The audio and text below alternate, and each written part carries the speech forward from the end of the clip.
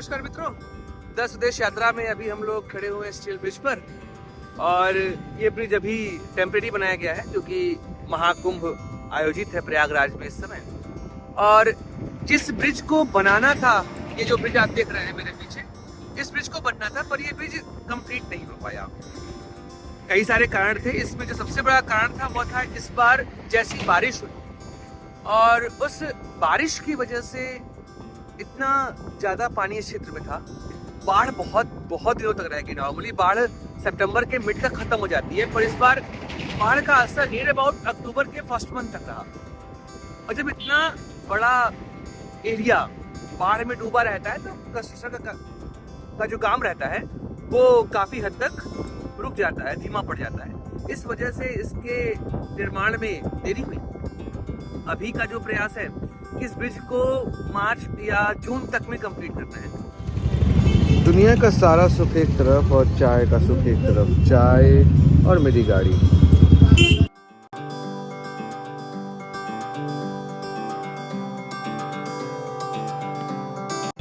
दोस्तों, आज यात्रा में हम लोग स्टील पुल को देखने चल रहे हैं और ये है कलश चौराहा।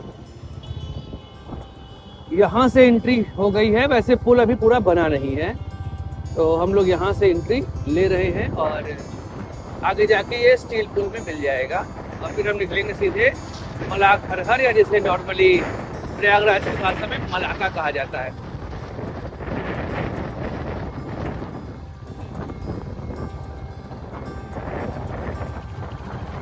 ये नया बना है 6 लेन का ब्रिज। और जो ये वाला एरिया आप देख रहे हैं, ये एरिया आपका बेली का है, और इधर वाला जो एरिया है आपका, ये आपका म्यूराबाद का एरिया है। अभी देखिए जो कंस्ट्रक्शन का वर्क है पूरा इस पुल का, वो अभी हो ही रहा है। लेकिन यह पुल बन जाएगा तो आप लगभग 10 किलोमीटर की जर्नी यहाँ भी कम होगी, क्योंकि इस पूरे पुल की लंबाई, पहले इस पुल की लंबाई 9.98 किलोमीटर होने वाली थी।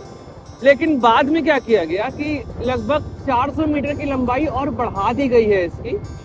और 400 मीटर बढ़ते ही फिलहाल इस पूरे ब्रिज की लंबाई मलाखरहर से लेकर, अगर हम बात करें तो दूरदर्शन केंद्र यहाँ पर है, वहां तक की पूरी लंबाई अब 10.265 किलोमीटर हो गई है। ये देखिए, और इस ब्रिज को ऐसे लाके यहाँ पर जोड़ा जाएगा। लेकिन अब क्या किया गया है, इसको स्टील पुल के साथ यहाँ पर जोड़ दिया गया, क्योंकि बहुत ज्यादा भीड़ आ रही है संगम में, तो इस वजह से इस जगह को नए सिरे से बना दिया गया है। और ये पूरा भी कच्चा रोड ही है, टेम्परेरी है, क्योंकि बाद में गंगा नदी जो है बाढ़ के समय यहाँ तक पहुंच ही जाती है।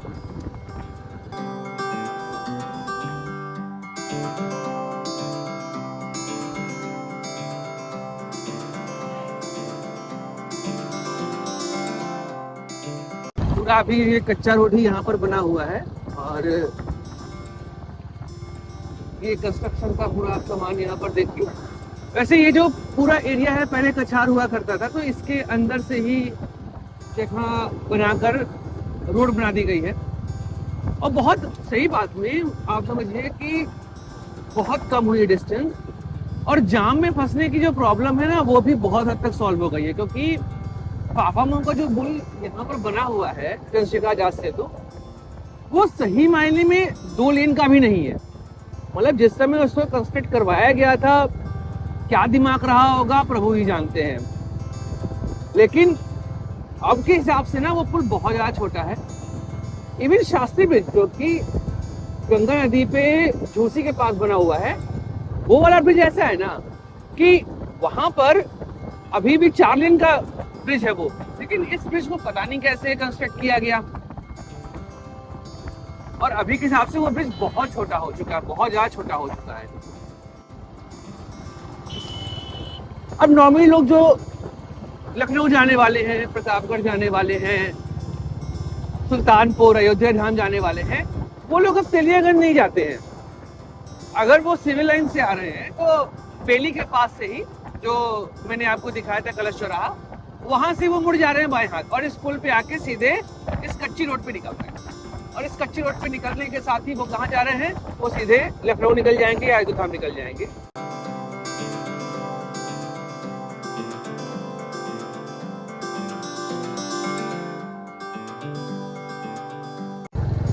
अभी जब हम लोग स्टील पर पहुंचेंगे तो रुक कर जो कंस्ट्रक्शन वर्क हो रहा है इस समय इस ब्रिज का वो दिखाऊंगा आप लोगों को, जिससे आइडिया लग जाएगा कि अभी कितना टाइम लगना है और कैसे वो प्रोसेस शुरू हुआ, इसको भी डिस्कस करेंगे वहां पर।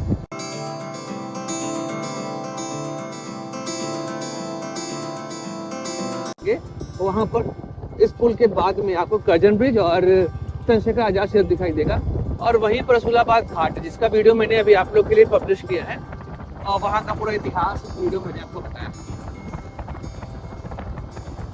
ये टेम्परेरी है, साफ दिखाई दे रहा है, कच्चा रोड बना हुआ तो टेम्परेरी ही हुआ और टेम्परेरी ये जो पूरा एरिया है, बाद में जब गंगा नदी बढ़ेंगी, बाढ़ का समय आएगा तो फिर ये जो पूरा क्षेत्र है वो चेंज हो जाएगा। गंगा नदी की एक धारा है और आगे चलिए। एक्चुअली क्या होता है ना कि जब नदियां फ्लैटलैंड में आती हैं तो मीएंडर्स बनाती हैं, तो ये जो आप देख रहे हैं ना, ये मीएंडर्स के थ्रू ही ये पूरी अलग अलग धाराएं जो हैं वो बढ़ जाती हैं। ग्रेविटी है और कड़ी पूरी धाराएं, मतलब जमीन जो होती है वो काफी हार्ड रॉक की होती है तो उसको इरोड करने में समय लगता है, इस वजह से मीएंडर्स बनते चले जाते हैं। और यहाँ पर आप देखिए पूरी खेती जो हो रही है, ये पूरा क्षेत्र आपको खेती का दिखाई दे रहा होगा। और जो गंगा जी की मुख्य धारा है वो आगे है, जहाँ से अभी लगभग 1 किलोमीटर का लंबा स्टील का सेतु जो है वो बनाया गया है। वैसे थोड़ा सा मैं बता दूं कि ये ब्रिज का निर्माण शुरू क्यों किया गया। हुआ ये कि जो पहले चंद्रशेखर आजाद सेतु है, जो पीछे मैंने भी आपको दिखाया था, इसके पीछे देखेंगे जो सेतु है उसका निर्माण किया जो है 1990 के आसपास हुआ था। अब जब निर्माण उस समय किया गया तो आबादी चूंकि बहुत कम थी और उस समय जो उसके बगल में कर्जन ब्रिज है वो भी चल रहा था। अब जब वो ब्रिज चल रहा था तो ये लगा कि भाई उन दोनों से काम हो जाएगा, लेकिन समय के साथ उस ब्रिज को ये कहा गया कि अब यह ब्रिज यूज करने लायक नहीं बचा है, ना तो रेल और ना ही रोड, दोनों से वहां पर मनाही कर दी गई कि नहीं आप उसको मत यूज करिए, अदरवाइज कुछ मिस हैपनिंग हो सकती है। अब जो वो ब्रिज बना चंद्रशेखर आजाद से, तो वो 1.5 लेन का बना, मैं 2 लेन में नहीं कह रहा हूँ, 1.5 लेन बना, क्योंकि 2 बसें भी एक साथ गुजरने में बहुत समस्या होती है, बहुत दम सट के निकलती है। तब समय की आवश्यकता पड़ी तो 2020 में यह बात हुआ कि हमें एक नए ब्रिज की आवश्यकता पड़ेगी, लेकिन अब जगह कहाँ मिले, क्योंकि जहां पर वो ब्रिज बना हुआ है उसके समानांतर तो आप वहां पे रोड जोड़ नहीं सकते थे, क्योंकि पीछे पूरा रिहायशी इलाका था। मुझे भी मौका नहीं मिल रहा था यहाँ पर आने का, लेकिन अब मुझे लगा कि नहीं, एक बार आप लोगों को दिखाई दिया जाए, क्योंकि प्रयागराज दर्शन पूरे 10 विदेश यात्रा पे हम लोग कर रहे हैं, तो चलते हैं, एक बार देख लेते हैं। और आप लोग के बहाने मैं भी घूम ले रहा हूँ, बहुत साल हो गए थे मुझे घूमे हुए, क्योंकि प्रयागराज छोड़े मुझे बहुत समय हो गया था। तो अब मैं रिटर्न हुआ हूँ तो सोचा कि आप लोग के लिए भी कई सारे वीडियोस लेके आऊँ, मेरी भी यादें जो हैं वो ताज़ा हो जाएं, जो मेरा बचपन इस क्षेत्र में बीता है वो पूरा आप लोग को मैं यहाँ पर दिखाऊं। वैसे जहाँ पर मैं पहले रहता था वो घर तो रेलवे कॉलोनी हुआ करता था, किराए के मकान पर रहते थे, तो वो तो तोड़ दिए सरकार, वरना उसका भी आप लोग को दृश्य में दिखाई दिया होता। हाँ, ये हम लोग अब आ गए हैं स्टील के पुल के पास, और ये जो हमारा ब्रिज है वो बन रहा है, केबल वाला ब्रिज है। ऐसा ही एक ब्रिज जो है वो नैनी में बना हुआ है, और टूरिस्ट के आकर्षण का केंद्र जो है वो ब्रिज हमेशा रहा। ये देखिए, ये गंगा नदी आपको यहाँ पर दिखाई दे रही होगी, ये गंगा जी की मुख्य धारा है, और इसी मुख्य धारा पर इसका केबल जो है वो बनाया जा रहा है। चलिए यहाँ पर कुछ अच्छे दृश्य आप लोग को मैं दिखाता हूँ।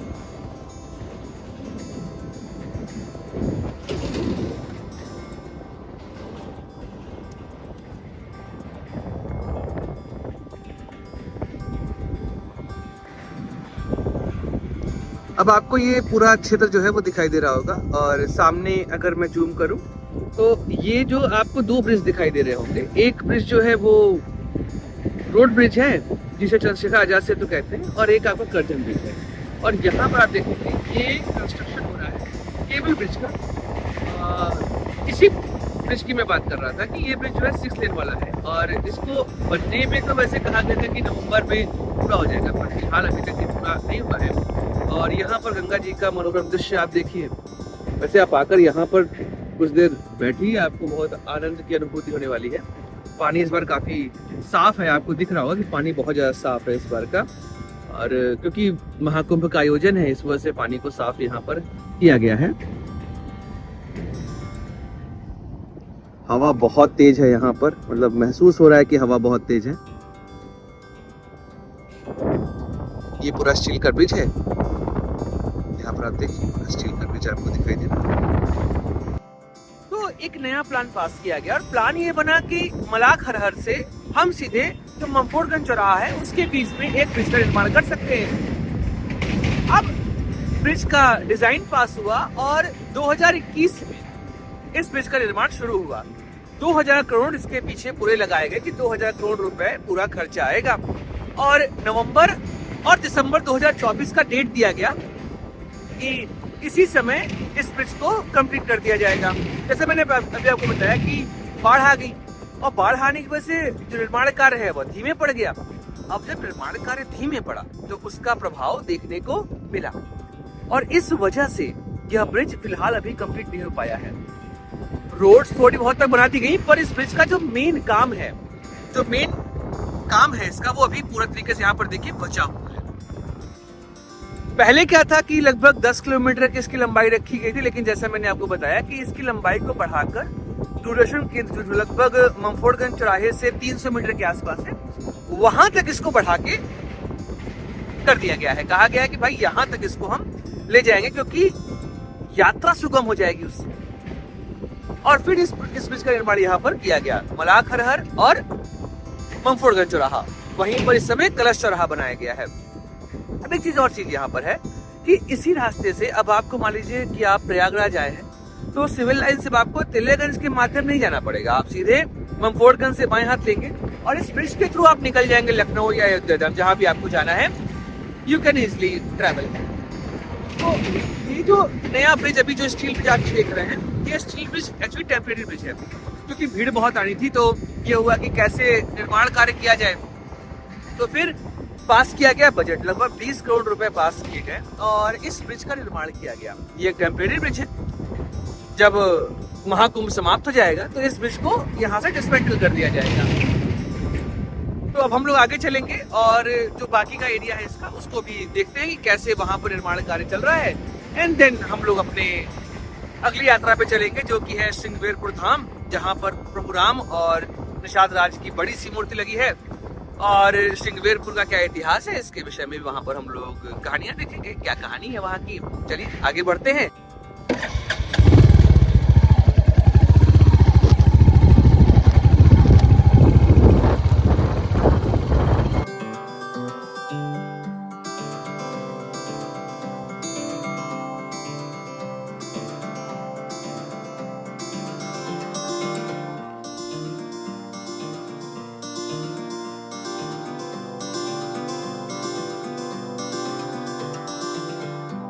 श्रद्धालुओं को कोई समस्या न हो, यहाँ पर देखिए पूरे टॉयलेट्स भी, यहाँ पर बहुत सारे टॉयलेट्स, लगभग सरकार ने 1.25 लाख से ऊपर टॉयलेट्स जो है यहाँ पर बनाए हुए हैं।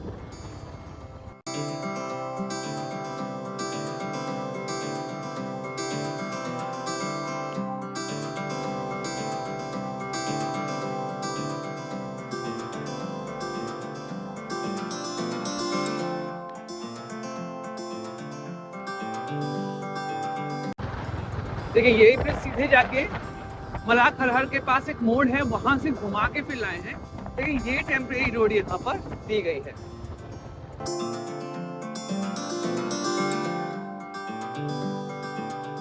अब ये सीधे हम लोग यहाँ से लखनऊ रोड पर निकल जाएंगे, सीधे लखनऊ रोड पर यहाँ से हम लोग निकल जाएंगे।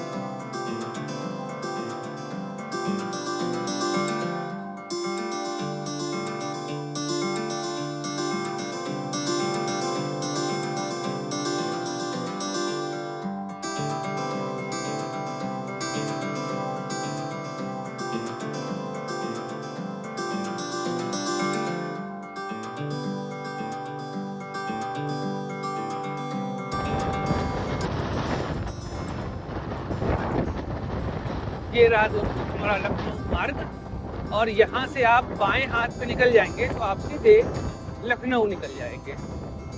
तो बाएं हाथ लिए लखनऊ जाइए और दाएं हाथ लेके वापस से आप पहुंच जाएंगे फाफामऊ के क्षेत्र में। तो ये पूरा था वीडियो आपके लिए।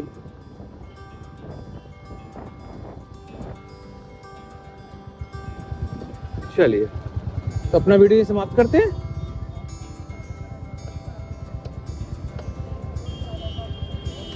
तो दोस्तों ये थी यात्रा हमारी स्टील ब्रिज की और प्रयागराज की इस नए ब्रिज की निर्माण की, जो मैंने अभी आपको दिखाया।